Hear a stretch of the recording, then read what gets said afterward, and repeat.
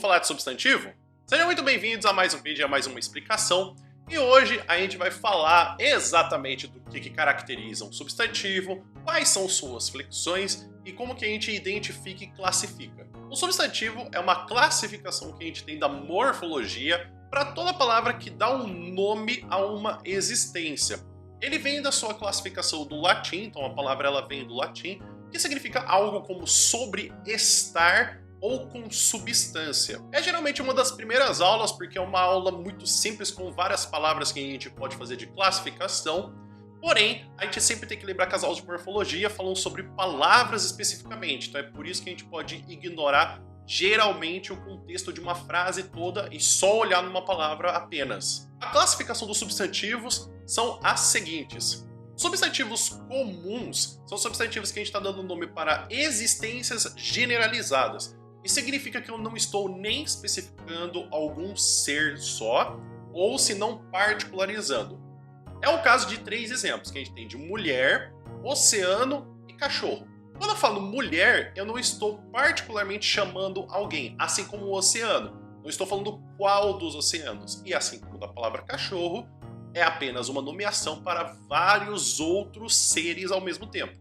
Já o substantivo próprio, eu tenho que ele faz a nomeação de um ser específico. Por exemplo, eu posso falar o caso de Paula. Ah, Alessandro, mas existem várias Paulas no mundo. Mas o que a gente precisa entender é que quando a gente fala de substantivo próprio, a gente está falando de um ser em específico. Não é que o caso de que o nome ele tem que ser tão inovador que ele não possa servir para outras pessoas. Como é o caso também de Oceano Atlântico. Perceber que a palavra de Oceano Atlântico, eu estou falando de apenas um oceano. E como de cachorro, por exemplo, eu posso falar de Ninja, que é o nome do meu cachorro. Então é um nome específico. Lembre-se que se fala do nome de um ser em específico. Não significa que ele não possa dividir o nome com outros seres. O substantivo concreto é o que não depende de uma outra existência. Como por exemplo, uma pedra por si só, ela já tem sua própria existência, assim como uma caneta e um professor. Então são três exemplos de substantivos concretos. Significa que a própria palavra, eu não preciso de uma comparação ou depender de uma outra existência para que ele exista. O substantivo abstrato é um grande problema. Por quê? Porque a gente pode fazer uma pequena explicação que é, você não consegue desenhar um substantivo abstrato, mas também você não consegue explicar um substantivo abstrato sem que você faça uma comparação. Geralmente a gente está falando de sentimentos quando a gente fala de substantivos abstratos, como é o caso de a gente falar de justiça, fome e amor. Mesmo que você desenhe para amor um coração, o que você está representando é uma metáfora ou comparação para que você consiga entender o amor. E aí vem um grande problema que existe da língua.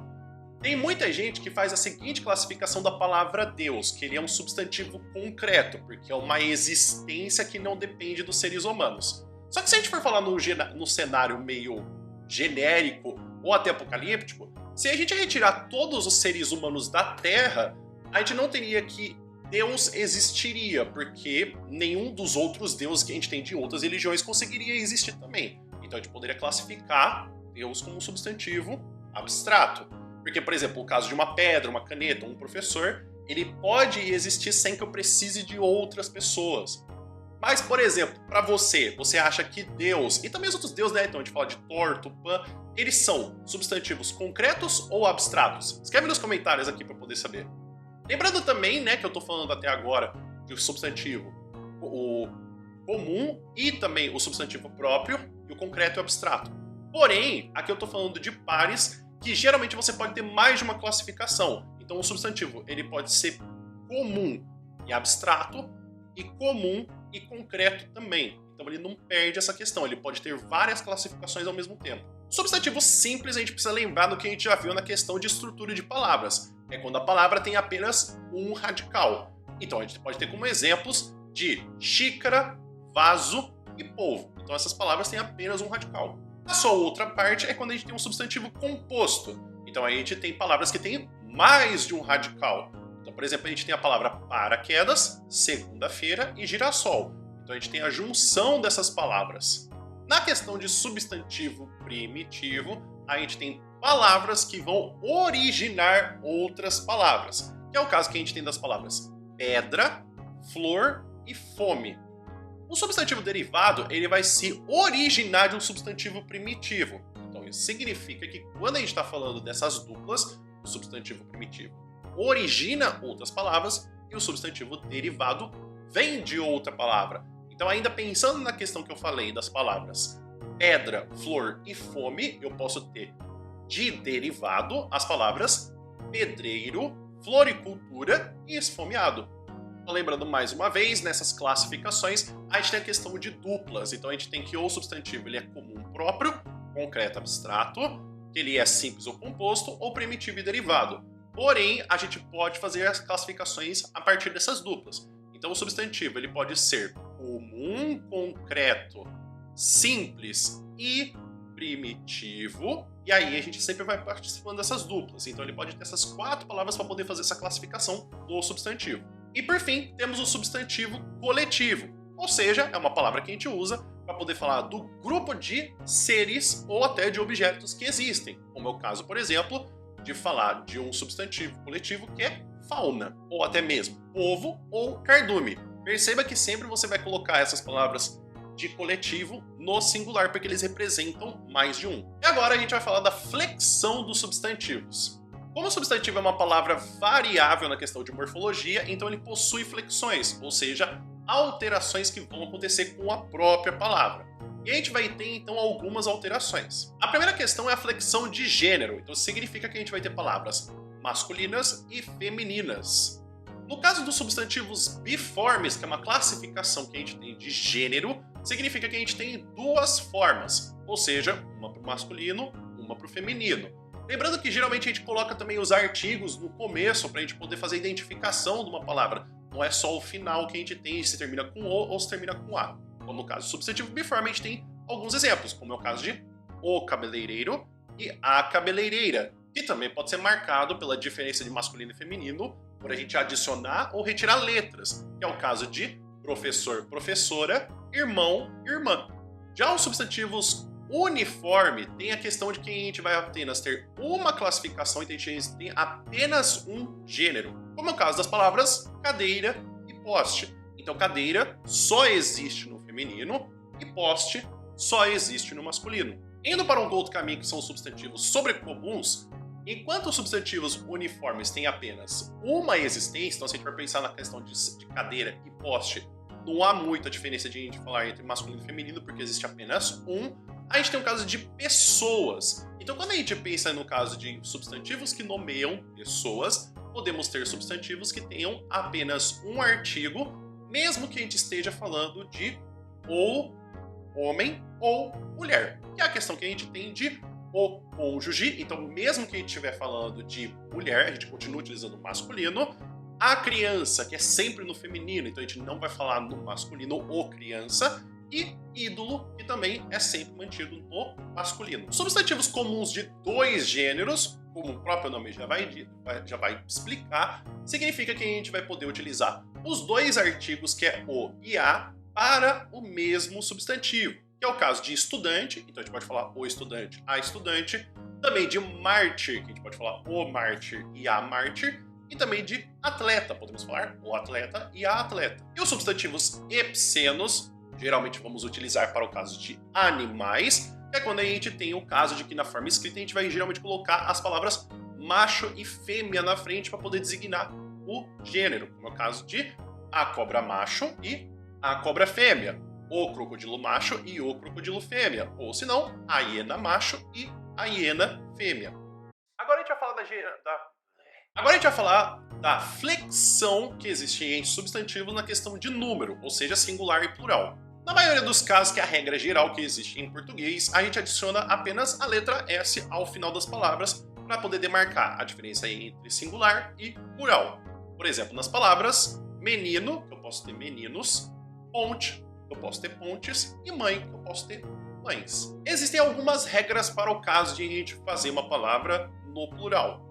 Por exemplo, a gente tem que, quando as palavras terminam com M, a gente adiciona NS no lugar do M. Então, quando eu tenho nuvem, fica nuvens, não há uma diferença de pronúncia, mas na ortografia muda para NS. Assim como bombom e bombons, então tira o M e põe NS, e também de motim e motins. Algumas palavras que terminam em SZ e R têm a adição de ES no final dessas palavras, como é o caso de freguês, fregueses, luz, luzes, cor, cores.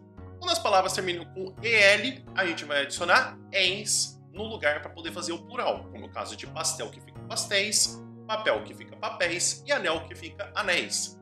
E os substantivos que terminam em ão, existe mais uma explicação do latim, da palavra original, para a gente poder saber qual que é realmente o caso.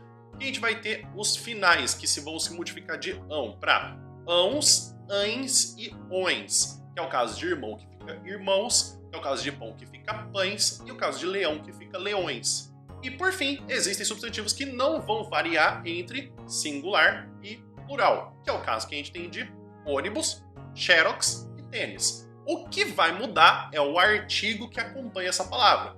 Então, se a gente for falar no plural, o ônibus fica os ônibus, a xerox fica as xerox, o tênis fica os tênis. Por fim, a gente tem a flexão de grau das palavras do substantivo, que é quando a gente fala de aumentativo e diminutivo. Geralmente é bem comum que a gente utilize ão e ona para poder fazer um aumentativo de masculino e feminino, e assim como a gente tem inho e inha para poder fazer o diminutivo. É interessante porque quando a gente fala no português de aumentativo e diminutivo, o aumentativo é para poder realçar uma qualidade, enquanto o diminutivo é para você poder falar ou de uma forma carinhosa ou você menosprezar uma pessoa.